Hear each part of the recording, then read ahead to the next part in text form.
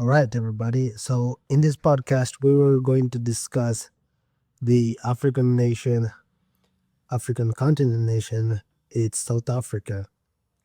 So, South Africa comes out in the very southern part of the African continent, and it's also a country many people call rainbow country because a lot of uh, country people, Indians, uh, white people, and the you know black people that original what African, the people, the native people, and a lot of these Southeast Asian people, and all these people lives in there, and then they work together in this states, right? So that's because of this a lot of different type of the people, different kind of people living in there, and working. That's because it's also called Rainbow Nation. So South Africa, it's a definitely there's a lot of things that I can unwrap. It's also a my favorite country. If I were to ever wanted to visit another country, definitely I will gonna put in South Africa in my bucket list because there's a lot you can see and there's a lot you can learn from South Africa. So speaking about a little bit of the geography of South Africa, and this Vasco da Gama, I guess, who I think what many people call who figured the first path from the Europe to India by sea, how to move goods in the path, right?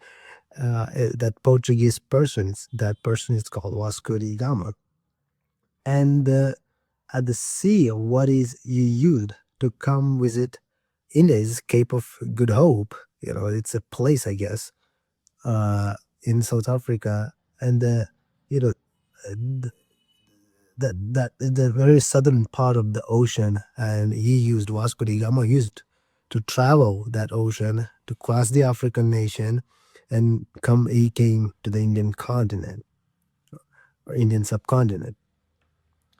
So that's how we figured a way, and then he become a famous, and also a in that I read, everybody reads Vasco da Gama is as the first person who invented India, or the first person who invented a path for India to Europe and things like that. But he figured out a path from the Cape of Good Hope to the going below the South African nation. And by the way, that Cape of Good Hope and that ocean, it's very famous. By the way, the reason why I'm mentioning is because a lot of people, a lot of a lot of boats, a lot of these sailors back in the days, I think they got turned around. There's a lot of tsunami, I guess, a lot of the natural, uh, I would say, disaster, not disaster, but I would say the natural barriers. You would see a lot of things like the current of the ocean.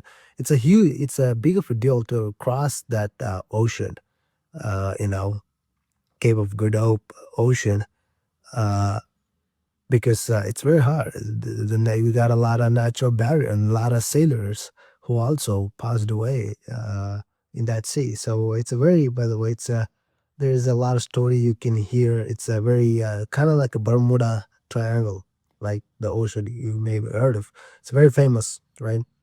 The planes that go into that places and that disappear, right? Well, back in the days, Cape of Good Hope used to be kind of like Bermuda Triangle. That uh, ocean, by the way, the Cape of Good Hope, I guess, it's an ocean that comes right below, very below the South Africa, and there is a lot of natural barriers you have to pass upon. The ocean current is super high in there, and a lot of sailors that used to travel, and they never used to get come back in that sea because it used to be a kind of like a Bermuda Triangle back in the day. So and as I said, South Africa also do share coastal areas and the beach areas in the Indian Ocean. They share beaches. I think they also share. I think Atlantic Ocean. They might share some of their coastal areas with the Atlantic Ocean. And another special thing I do want to mention is I said a lot of Indian people lives in the South Africa. Now back in the days, Mahatma Gandhi he did visit South Africa once. The thing is, he because of the racist, he used to be a black color, right? So the black color skin that he had because of that racism, he been forcefully, uh, you know, dispatched from that train that he used to travel, and that marked an incident. And then that's happened to Mahatma Gandhi in South Africa. That there are back in the days. Speaking about the history of South Africa, back in the days, a lot of racist that used to be present.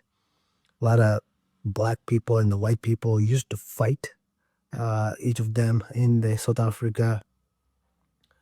And then Nelson Mandela is a famous person, and he became a prime minister. He became a president, by the way. And then he did a lot of, you know, uh, the movements, the fight for rights of black people, and to recognize them as the same as white people, and to give them the same opportunity and everything. And he fought himself, and then he won, and also he put in around like a very long time. He put in jail also, because of that. The white people, I think they did also put him on jail for around more than 15 years, I guess. Around 20 years again, I can say he used to be in jail. And then his supporters, I think they wanted him to be getting out of the jail, and they did a lot of mass protests and everything. And then the government that used to be in that time, South Africa, that also toppled down. And then Nelson Mandela came out of the jail, and then he ran for a president.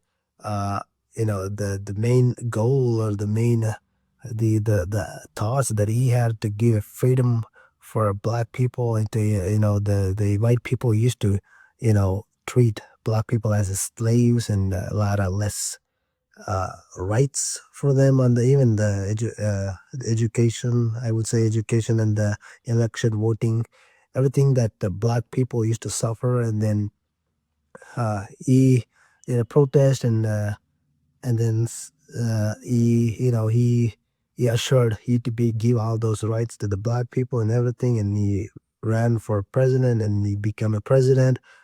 And then yeah, it's a great story. And that also Nelson Mandela, the Mahatma Gandhi also did visit that one. I did not, I don't remember his day. It can be many occasional they might be visited, but they also did visited. There are museums, by the way, that Mahatma Gandhi and the Nelson Mandela, the friendship that they used to share. That there are museums in South Africa that you can go and view the relationship with India, and the Gandhi, and then Nelson Mandela. There are a lot of photos. There's a lot of archives that you can get off of those museums. So Mahatma Gandhi, by the way, here he used to, fight against British people, getting freedom for Indians. Uh, we don't want it we don't want it to be in their slaves, and he fought himself, and then he won. Mahatma Gandhi, British gave independent for India, and Nelson Mandela, he fought himself for rights for black people, and this considering the similarity and then everything. So he also won, and he become I think he also did won Nobel Peace Prize. Nelson Mandela, I guess. I assume, but there can be high chances that he won. So enough of this geography and the history. Let me move on. Some of the big headlines. So let's just talk about the politics. Well, definitely a you know South Africa is a country of a they got the membership in the UN. They can also vote in the UN. They're a democratic nation. Nelson Mandela, by the way, used to be a president long time ago. Uh, and Elon Musk, by the way, this can be a little out of the topic from the politics, but he born in South Africa, and then he moved on to Canada, and then he moved on to United States. Then where he started, I guess, some of the big companies. Uh, but that can be another topic for him covering. But South Africa is, it's a land for all these, entrepreneur, get great innovators, the people who have a big visions. It's also a land, because of the diversity what they got in the South Africa. That also allows people, some of the greatest people to be born in such a nation. And on the side notes, I do want to say South Africa, they're also pretty good at cricket. Uh, if you're an Indian, you probably remember. Yeah, probably the most majority of the people might remember South Africa on their cricket team, and then how good they are and everything around that. And also, one thing I do want to say, cricket. It's just to talk about the cricket. Their cricket grounds, by the way, those look far more beautiful. I mean, some of the those the cricket grounds looks beautiful in their country what they build upon, and then it's kind of like resembles like a European nation. Uh, but yeah, they got pretty good, beautiful cricket stadium as well in South Africa. South Africa, it can be a pretty good nation. Also, if you wanted to visit, if you wanted to visit for a summer vacation, if you wanted to visit for a, beach side, so if you're a person of a beach and the water, things like that, South Africa can be a nation for that. But I do see a lot of beaches because of that. I used to say this Cape of Good Hope, right? Some of the beaches, I guess, in South Africa can be very windy, very stormy, very strong. So I do want to mention that as well. But it's a great country to visit for a summer vacation in there. So politics, as I said, back to politics. I used to say they're a democratic nation. They got the UN membership.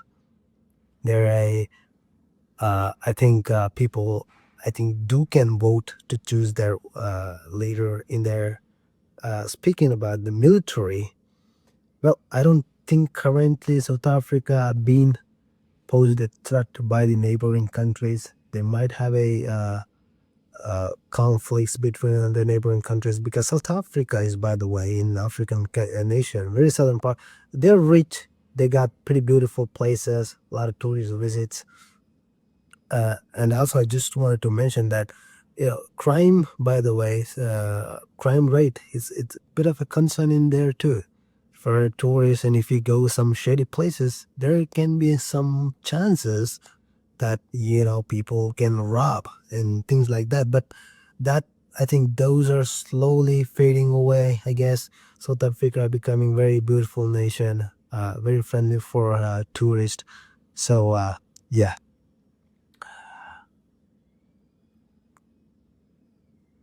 So military wise, I think they do not been both threat. I think they might have a military, but I don't think they're focused so much on that front. They're not a nuclear nation, so yeah, that's what I can say on the in front in when it comes to military. And speaking about economy, well, South Africa, I can't name big companies that originated from South Africa, but I do can say their economy, I think, doing pretty good job. I mean, man, I see some of the beautiful suburbs in South Africa that I don't see here in India. They got beautiful suburbs. We, Indians, I think we're in India, Bengaluru, people, if there's a saw is land and nobody occupied or whatever, the people would gonna build a 3, 4 building. If not, the people would gonna build a like apartments, and they gonna rent out for like people because of the huge population of what we have. But in South Africa, I do seen some of the, I think, rich towns. It's like suburb, and in that suburb, one of those suburb, that's where Elon Musk, by the way, he born. And then yeah, they got pretty rich because of this. The South Africa is they're having a rich. They're some level doing pretty good job on the southern uh, Asian, southern African continent. They might have some level of a conflict between the neighboring nations. But who knows what? So economy wise, I would say they're doing pretty good job. I think I can't on the not on the probably may not on the IT sector, but they might be doing pretty good job on the infrastructure. They might be good at doing a pretty good job on the agriculture, and then yeah, uh, be- based on this part. Also, I do want to mention they don't fall into the. I don't think South Africa GDP would gonna fall into the worst 10th. They might fall in the world's 20th, I guess. I'm not sure. I'm still doubting around that. But based on the population, based on the resources of what they got, I would say they're doing pretty good job. So speaking about the education, well, as I said, a lot of these different people, by the way, lives in there. You would see when you go to South Africa, you would see Indians. I think Indians might live around what probably 15 to 10% of their population, I guess. Uh, you know, and then you would see Chinese. Also, you would see there's Southeast Asian people. You would see the native people. You see the Europeans that colonized a very long time ago, and they're living in there. You know, and all of these different people you would see in there, right? So on the education wise, I think they probably, I assume they're doing pretty good job. I guess I'm not sure. I don't know if they got one language. I do can think South Africa might have a lot of language in their country because all these different set of people. So they produced Elon Musk kind of the people. I assume their education it's probably comparatively for the other nation in the African continent. That the education wise, I can say safely say they're doing pretty good job. Speaking about the social culture wise, so I said all these people, different set of people lives in there collaboratively, and then they do also build conflicts, by the way, in between them sometimes, and then they just lives. It's a rainbow country. It's a beautiful country. If you go to, you would see the poor, you would see the very rich, and all of this you will see in there. That's why it's called the Rainbow Nation. So definitely, I would gonna say South Africa is my favorite country for visiting another for summer vacation. Summer vacation, if I would to say. So definitely, I would gonna say South Africa is my favorite country to visit, apart from the India, because of the diversity and the you can get to see poor, rich, and everything. Suburb to some of the very bad places, very not secure places. Also, you can see, and you would see all these rich people living in suburb, and then you would see, some of the very undeveloped places also in there. So they got the both, and it's a bit of for everything if you go in there. So South Africa, it's a big W for you. You're a great nation. That's all I can bring you upon today for the South Africa. And with that, I will see you guys on the next session with another nation, South Africa, with another African nation on the next time. So bye.